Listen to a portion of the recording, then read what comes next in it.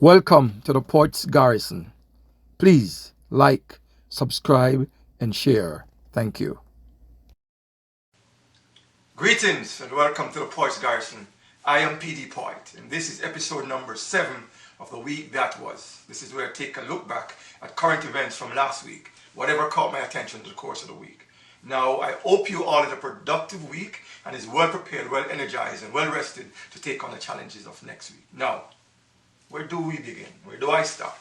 I saw where staff members at the Registrar General Department, the RGD, had taken industrial action due to a lack of response from the Ministry of Finance in relation to the compensation review process. On last Monday, they called out sick.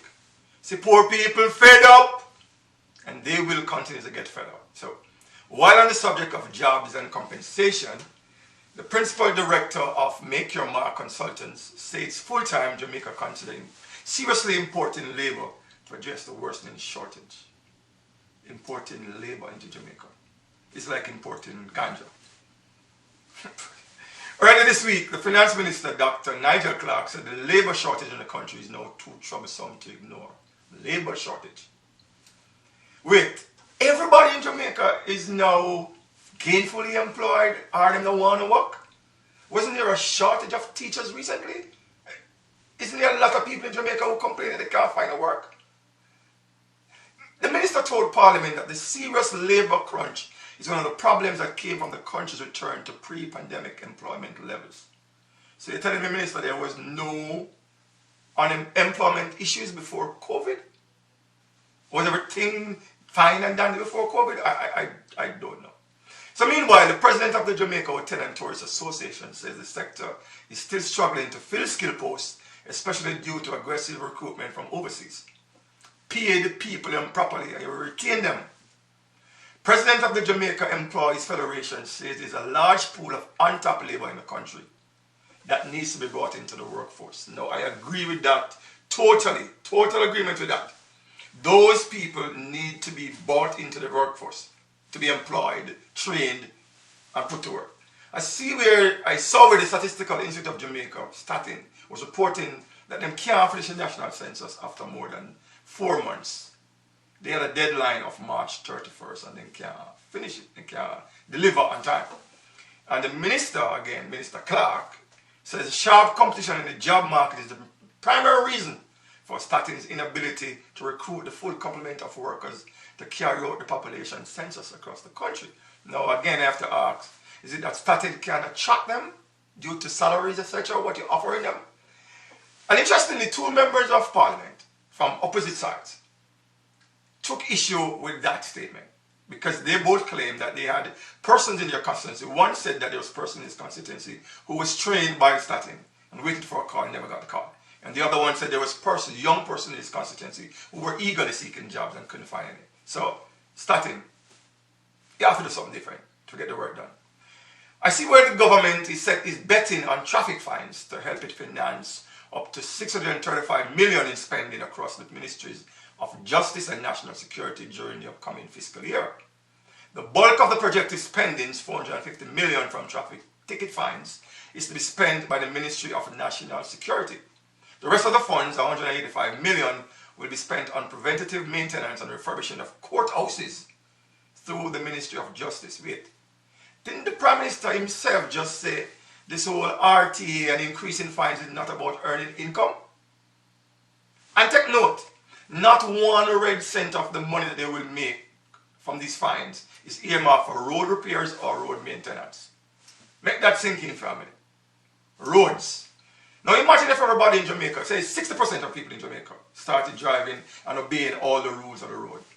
The government will get left because their budget would have no source of filling, no source of income.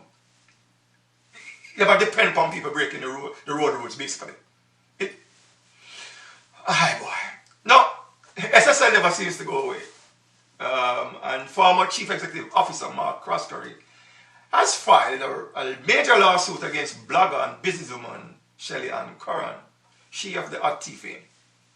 The lawsuit centers on a statement Curran made on her internet talk shows. Croskery lawyers says allegations republished by Curran that her that our client is a fugitive of the law are wholly false.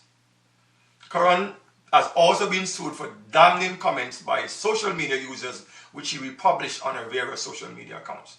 Yo, the tea hot, you know, piping hot. Maybe it's chocolate to just come off of the fire. Somebody says Shellyan for borrow Gina and Panton's wheelchair and plea insanity. No, the issue is Mr. Croskery seems hell-bent on protecting his image more so than taking care of the people that were defrauded by SSL. And it looked to me though like there is a plot afoot to get rid of, silence Miss Curran, who seems to be spilling the tea and all our sundry all around town. But we'll see how that works out. An office manager at a gas station in Spanish Town has been charged by the police for allegedly stealing over $2.5 million. And it's a woman. And she was confronted and reportedly confessed to taking the money between November last year and February this year. Lekem Samaj published an article recently about women and frauds and money, and it looks like every week going to give him reason to see there with the right. What's going on? Additionally, it was reported that a female auditor of the Ministry of Education was arrested and charged with fraud. Quick arrest, I think. Now, if you do any fraud, you get arrested. But check out what she did. They said that she took 4 months sick leave and went abroad to work. So technically, she get paid when she wasn't supposed to get paid because she never sick. So she robbed the company or the ministry of 4 months wages. Now, yes, you're wrong. No defense for that. But if you look at other people who commit multi-million-dollar fraud, how long it take to investigate and arrest them? And they slap them on the wrist most time when this woman get. And I think things must hard for her and she'll go abroad go see if she can hustle in 4 months and come back and pay her some bills or something. But hey, thieves dressed as cops robbed a Chinese businessman of $10 billion. The police said the men drove behind the businessman as he entered his gated community sometime after 9 o'clock, whenever they did it. Upon entering, the men located the sum of money and took the businessman with them when they left the premises. He was later released not too far from his home. The men reportedly told the Chinese national that they needed to search his home in relation to a matter they were investigating. There seems to be an attack across the whole country on private security guards. Now, there was one in Portmore recently, and a person of interest has been taken into custody in connection with Monday's attack at the Portmore Pines Plaza, which left a security guard dead and 2 others injured. I hope they can hold them and process them properly so they feel the full brunt of the law. Now, Aki is a thing that me love, and it's a pretty expensive thing, especially when you don't live in Jamaica. And I say there's 5 cases of Aki poisoning in Manchester in the past 2 weeks, and that prompted the Manchester Health Department to issue a warning to members of the public to be cautious in the preparation and consumption of the food. Basically, make sure when you pick it open. Or it stay under the tree and open, so all of the poisonous gas come out. Make sure the people you buy from, you can trust them so they follow that procedure. It's simple. After that, you're good to go. Now, the Medical Associates Hospital in Kingston has been acquired by Caribbean Health Systems Limited, a St. Lucian registered entity whose principals included Dr. Michael Banbury, who is the former CEO of the hospital. Doctor I have seen a few times in my life. Now, this hospital has an $800 million price tag on it. Now, note, it says it was a St. Lucian registered company. It don't mean it's a St. Lucian company, because it seems to be a thing now where people, we saw Andrew Owens, enough companies registered in St. Lucia. Usain Bolt's company was registered in St. Lucia. They are doing this to avoid paying taxes in Jamaica. I mean, that doesn't sit too comfortable with me at all. Health Minister Dr. Christopherson has admitted that his ministry did not fully understand from the start how to address the issues affecting the St. James-based Cornwall Regional Hospital. They have cost overrun now. They moved from a budget of $5 billion to $10.5 billion, and the projected completion date has been put back by about another 2 years because they never understand it. What kind of planning? It's planning. It seems to be lacking. I talk about planning.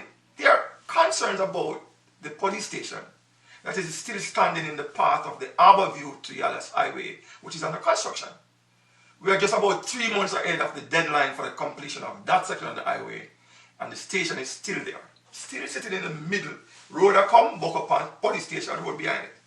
Who made these plans knowing that the police station was there, and you draft and drawing a plan that take you right to the police station? Who approved these plans? And yet the police station is still sitting there. It has been 2 years since the government announced that the structure, the police station, will be demolished and be replaced by a modern, fit-for-purpose facility. 2 years after, the police station is still there. The people in the police station still. So again, I have to ask, who planned these things and who approved these things? You may recall there was a 30-second video which has been making the rounds on social media, which showed a male student of Kemsil High School pushing the dean of discipline while instructing the dean not to touch him. Big fight broke out between student and teacher. Well, I understand the Ministry of Education is now dealing with this issue. Now, these things conflict between students and teacher, young, pitney, big pitney, it's becoming too frequent. It's becoming the norm, and something has to be done to put a stop to it once and for all. I see where the Klansman One Dan Gang trial was forced into adjournment on Tuesday last after one of the alleged gang members relieved himself in the courtroom.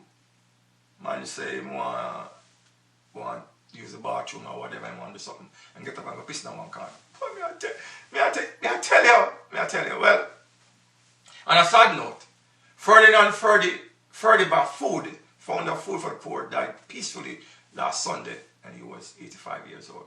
Condolences to his family. I see where the People's National Party has been plunged into mourning following the death of Councillor Lincoln Dixon Thursday morning. Now, Lincoln Dixon is somebody known to me, and I understand he just buried his son on Saturday before, and then on Thursday morning he passed away. Now, sincere condolences to his family and his constituents, and may the ancestors find him worthy.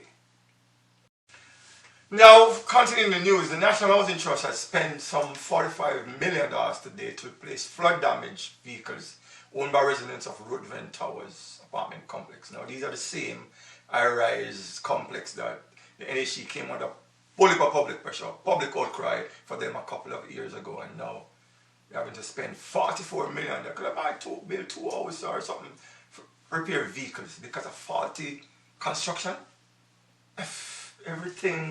Everything crashed. They said the IMF board has approved $1.7 billion in funding to Jamaica. We still a knock on them door. It was revealed in a sitting of Parliament's Public Administration and Appropriations Committee that some $6.5 billion budgeted for capital projects will not be spent this fiscal year. Makes one wonder about the cost excuse for postponing the local government. You don't have money budget and never spend it. This money could have been used, $6.5 billion, could have been used to fund the 1.5 local government election, but I wouldn't do what I want to do. I see the British cruise line Marbella Cruises has announced that it's no longer accepting Jamaican nationals on one of its signature ships. The Marbella Cruises say the decision was made after 17 Jamaican nationals attempting to abscond in Belize on Monday. It says in total 7 people were absconded while some were returned by police to the ship. Now, I saw recently Jamaica blocking the passage of Cubans who were trying to get to the border, the US border, the Mexican-US border, and Jamaicans on cruise lines trying to get to Belize. Well, to me, the story of the week is that the opposition was against cannabis imports from Canada. And opposition, you can imagine Jamaica import weed, ganja from Canada. Somebody tells me Canada have high grade, but as far as me know, as long as me live, me in Jamaica have the highest grade, so I don't know. The opposition leader, Mark Golden, said this current situation of a license being granted to a Canadian company for the importation of marijuana is very concerning. It is well known that Jamaican producers can't access the Canadian market, but they can now import to Jamaica. And I said before, we have the finest grade. We can't import to Canada, but Canada can import to Jamaica. That doesn't make no sense. But again, here said there is a politically connected name, like when we put them flowers in one vase. Them kind of name that me hear about. The public, according to the opposition leader, is now owed an explanation as to what exactly is thinking behind the granting of such a license. Because from my perspective, I've been hearing conflicting information being shared in the public space, used for testing, for lab, and for other reasons, a whole bunch of things. Now, in sports, armed men forced the Senior Cup cricket match between Hanover and St. Elizabeth to be abandoned in Elgin Town, Hanover. Armed men in a cricket match, Senior Cup. The police reported that armed men entered the field of play during the inter-parish match on Saturday. They, the police, were called, but only arrived. But on arrival, the perpetrators had already left after disturbing the game, which had to be abandoned. But I could have, what is cricket game? Armed men? No, man, something. Now, into football, Cavaliers and Fraser's Whip, properly named Fraser's Whip, registered and accumulated 40 goals in Saturday round of matches in the Women's Jamaica Premier League. Cavaliers embarrassed Real Mobile 28-0 in their match. And Fraser's Whip hammered, or rather whipped, Springers United 12-0.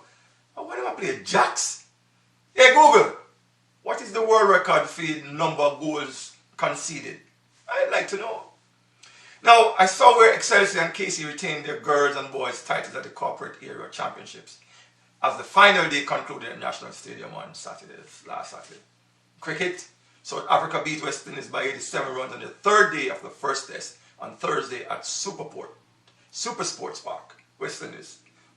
Come on, man. Do better than that, man. Lace up on the boats, man. Come on. Well, finally, under entertainment, the Jamaica Federation of Musicians and Affiliates Union, the JFMAU, is not happy with the proposed increase by the United States Department of Homeland Security in the cost of temporary work visas for touring musicians and artists. And it is calling on all those with authority to immediately intervene to ensure that it is withdrawn. You see, they are facing a 250% increase in US work visa fees. The fees have moved from $460 to US $1,615. No, sir, that doesn't sound right. No, I'm trying to cut these down to size, and so this is the time that I have allocated for me. If there's anything that I miss, we can deal with it in the comment section. You refer to it, and we can have a discussion on it. Now, until we meet again, I want to thank you for your time, for watching, and I'm asking you as always to like, subscribe, and share. And until we meet again, as always, it's one love. Thanks for watching.